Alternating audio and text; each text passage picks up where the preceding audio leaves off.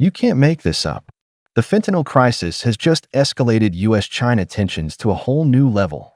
Ever since Donald Trump imposed tariffs on China in his second term, accusing Beijing of playing a direct role in the fentanyl epidemic devastating American communities, things have only gotten worse.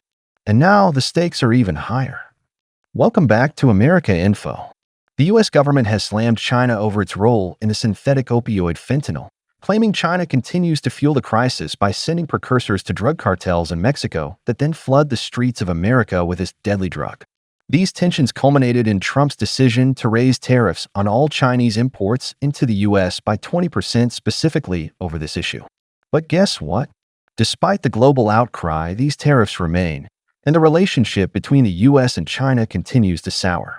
China, in response, has repeatedly claimed that the fentanyl crisis is a U.S. problem, and that it has already done tremendous work to curb the flow of this deadly substance. But China's own officials might be playing a clever game.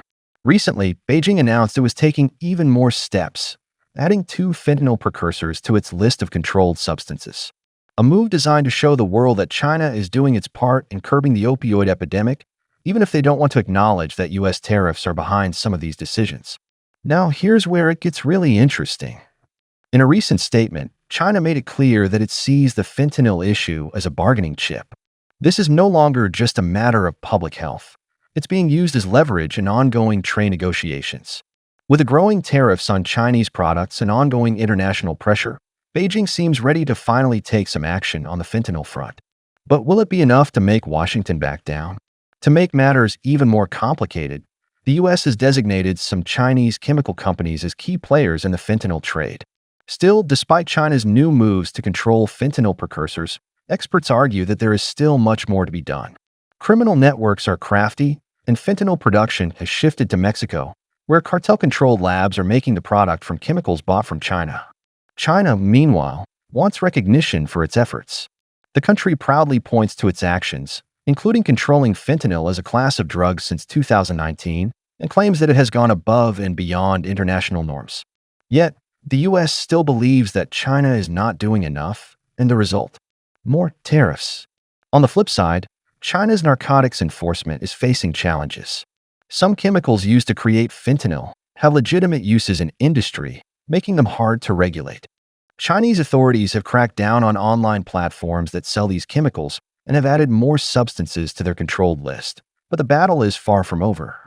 With the fentanyl crisis wreaking havoc on the U.S., Trump has escalated matters further by implementing tariffs on all Chinese goods. This has created a situation where the fentanyl issue is tied to broader trade relations. Beijing is hoping that the U.S. will recognize its efforts and reduce the tariffs in return for continued cooperation.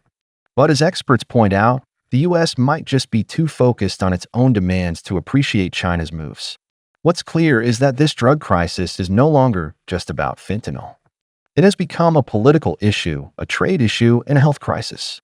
As the U.S. and China continue their tense relationship, fentanyl's deadly grip on both nations may just be the catalyst that sparks a full-scale diplomatic standoff. The U.S. government believes it is China's responsibility to do more, while China wants to be recognized for its efforts, even if they are not enough to fully curb the crisis. In the coming months, these negotiations could redefine U.S.-China relations and the future of international trade. Stay tuned to America Info as we continue to follow this unfolding saga. If you found this video informative, please like, share, and subscribe for more updates on global trade and geopolitical issues. Your support helps us deliver timely news and analysis.